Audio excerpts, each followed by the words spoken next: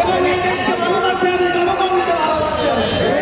আজকে আমরা দেখেছি দুইজন ব্যক্তি খালেদা জিয়ার জন্য দেশের মানুষ দোয়া করছে, আর শেখ হাসিনার জন্য ফাঁসির জন্য তারা কামনা করছে। বাংলাদেশে যাতে করে নতুন করে না আসতে পারে, জনগণকে সোচ্চার থাকতে হবে। সম্মানিত ভাই এবং বন্ধুগণ, আগামী নির্বাচনে আমরা পার্লামেন্টে কোরআনকে পার্লামেন্টে নিয়ে যান।